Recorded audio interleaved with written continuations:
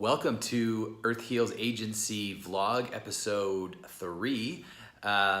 It's really funny to create these videos at such an early stage in the development because I really imagine this organization getting bigger and having more team members, and looking back on these early videos I think is going to be a lot of fun. So that's one of the reasons why I've started to create these vlogs right away in the early stages of development of this agency, so we can document what we're doing, so we can actually look back and see how things are going, and so that we can begin the process of creating processes that I think are really important. And there's two processes I want to talk about today in this vlog. Number one process is self-care process, and number two process is content creation and content engagement processes. Okay, so a little bit of a recap where we're at so far. So we've completed our first contract with a brand, which was really exciting. It was a technology company, E2E Digital Journeys. I'll put the link below so you can check out their website. It's a brand that, you know, both Tanya and I were eager to support, but we didn't have a ton of background in the industry. It was B2B, tech, and something that we both had to learn a lot about in order to fulfill on the branding offering that we were providing them. So we were offering them were branding services, content strategy services, and coaching, and as well really helping them set the foundation for their team with a solid basis of self-care. So that was like the content process and the self-care process. Interestingly enough, we did very well on the content process. We delivered on time. They had a website that was working, that had great content, that people were getting good feedback on. And the principals of the company were trained in how to engage on social media, how to create regular content processes themselves. So on that perspective, we succeeded.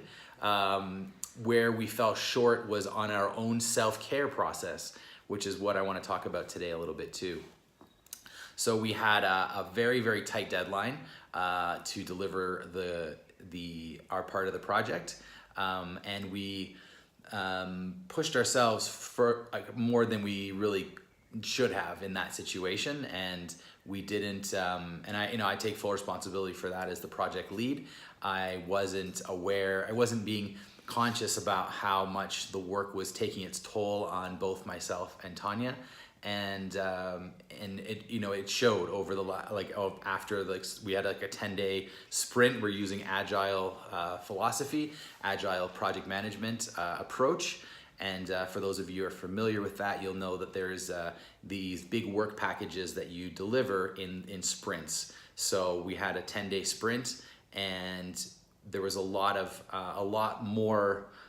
We underestimated certain aspects of the project, and so we had a lot more work than we intended in that 10-day sprint. But instead of trying to slow it down at certain points and deliver, a more slower, maybe push the deadline a little bit, I really got into hardcore, let's just get it done and push it through. And it really isn't the kind of company that I want to create, and it's not what inspired me to start Earth Heals Agency. So it was a really great learning opportunity. I think that came right out of the gate about how challenging it's going to be to create a self-care centered company. When we were, let me say this: we did have adequate self-care support systems. We went on a team massage day halfway through. We had childcare support for our son. We were eating the first part of the first half. Our self-care was really good, and we were eating well. And then the second half, things kind of went off the rails a little bit, and we started eating more fast food and things like that. So it was just like the buildup. Interestingly enough, the buildup of the self-care that we had got us through the first week, the first half of the sprint. But then the excess of work that we were dealing with, that was kind of derailed our process, which in the way I approach things in business is okay, right? It's okay to make these kind of mistakes. It's not a foul to do that, but it is important that we learn from it. So that's what I want to talk a bit about today when we're talking about, self-care processes as well as content processes. And I think those two things go really well together in an authentic business, because when we're getting into what it is to be authentic business operators, it's so the rhythm, one of my messages of the week this week is rhythm over routine. The rhythm is all about what do we do day in and day out, week in, week out, month in, month out. And so setting the priorities of both content creation and self-care allow for the rest of the business to unfold around those two key pillars. If you don't have a self-care process in place, or also known as a wellness strategy, you're going to have burnout, right? You're going to have team members that are not going to be able to fulfill on their commitments over and again, like we showed in this first project. It can go for a while, right? You can push your team hard for a while, but after a certain amount of time, things are going to start to fall off the rails. Right? Some things are going to get missed, some things are going to get dropped. Team members might not be able to show up for work, illness, absenteeism. Another term that I've heard recently, presenteeism, which is when people are showing up for work but are really just spaced out and not actually doing what they need to do. But they're doing the bare minimum is showing up, but when they're there, they're not effective. So it's a huge part of any organization, whether that's a solopreneur or a larger organization, to have that self-care piece down. The second piece, content creation process, is important because the only way we have to differentiate ourselves in the market is through brand and is through the content that we create, right? We're working with organizations and brands and entrepreneurs who don't have $10, $15 million marketing budgets to pump into ads. And even if they did, I still wouldn't suggest that people spend that much money in traditional advertising. There's just not the ROI that I think justifies that investment. What is more powerful and certainly will allow brands to build over the long term is a significant and consistent content process and content strategy. And that's our second message of the week, is process over outcome. We all drive to these outcomes. We all have things we want to get done. Obviously, I've got on my content plan here, I've got some outcomes, website design, a couple articles published, 2 vlogs recorded, hire an editor for some podcast editing that I need done and for other areas. So those are outcomes, right? But what's more important than me checking any of those boxes off is the process of, getting on and doing this vlog, creating this content here, getting my writing done. Like, I know if I do a first draft, which is the hardest part for me in writing, then I'm good. Like if I sit down for at least 3 or 4 times a week for first drafts, then I'm gonna have 2, 3, 4, 5 articles to write, or that'll be published at some point. So it doesn't mean I have to publish everything right away, but if I have those processes in place, that's going to be very helpful. I'm going to link to one of my mentors, George Cow, talks about how to set up your own content processes so that you can fulfill on what you want to do. So those are the 2 things, right? We have content and then self-care. And the other thing that I want to talk about today just a little bit is this idea of intention over goal setting. So my intention for the week for the agency is to build an authentic message and content strategy. Part of that is me talking to you right here. It's like I'm literally building that strategy by having this conversation, by recording this vlog and recording other videos and articles as well. So it's important to set out the intention. Now, what comes after intention for me and for Earthfield Agency is self-care, right? If our team is happy, if our team is healthy, if our bodies are working well, we're sound, emotionally strong, we're gonna be able to create great content. We're gonna be able to deliver great value to our clients.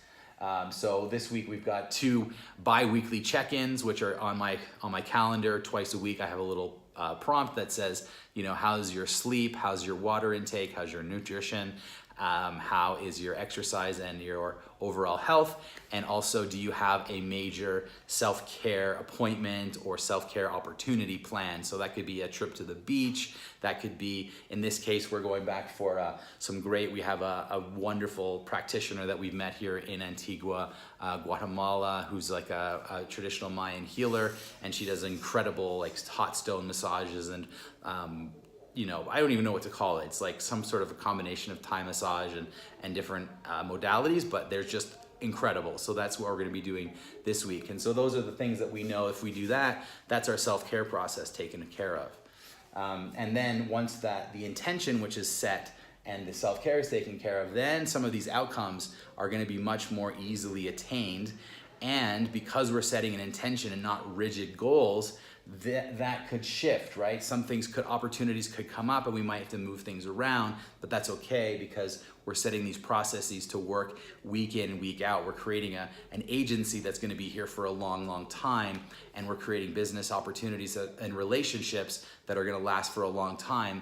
And so that's the outcome. It's long-term thinking. It's 5 years, 10 years, 20 years down the road. This is why it's so exciting to create, episode 3 of the vlog, knowing that this is something that's going to be, in perpetuity around for a long time, and we'll be able to come back and see kind of where we started. And then that'll bring me to my final message of the week, which is relationships over customers.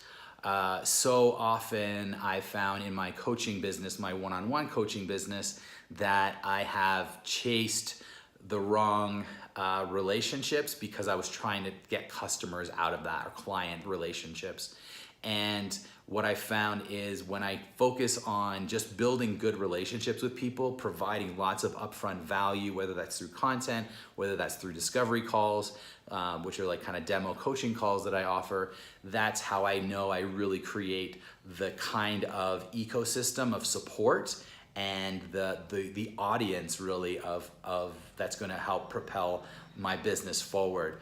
And when I focus on relationships, and it's kind of paradoxical, I actually get more and better clients, which is interesting, versus when I focus my energy on client acquisition, I tend to get a lot, the clients that I do get, there's not the same alignment. Like people are coming in.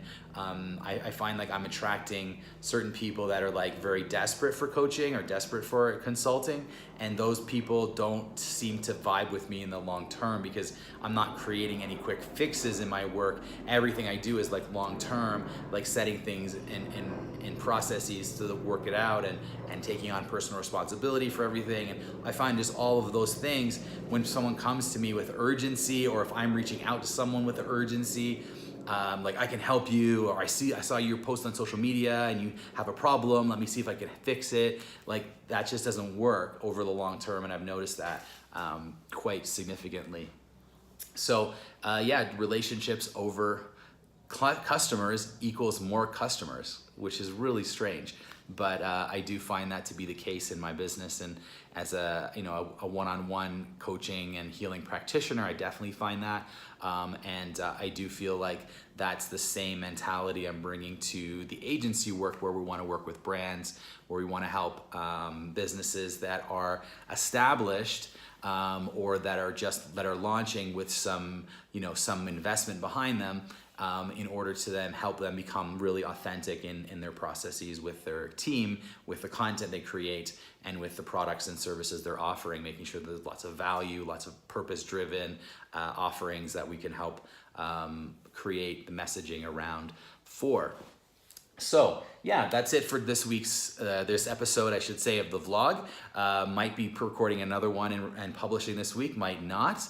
But you can count on at least one episode a week where we'll talk about the building of the agency and how it's going. Looking forward to getting Tanya, my business partner, in one of the vlogs coming up soon. She's got a lot to offer. Her design approach, she really brings a huge element to our agency from the design perspective, from the visual perspective, and some of the more I guess the more millennial focused organizations, she's definitely our millennial in chief, helping out with strategy in those areas as well. So that's it for this week episode of the blog. Hope you have a wonderful day. Let me know in the comments, how do you like this? Are you bored out of your mind? Do you love it? Have you made it to the end? If you have, thank you. What do you want to hear more about? And how can we better support your brand and your business to become truly authentic and successful? All right, thanks very much. Have a wonderful day. Take care.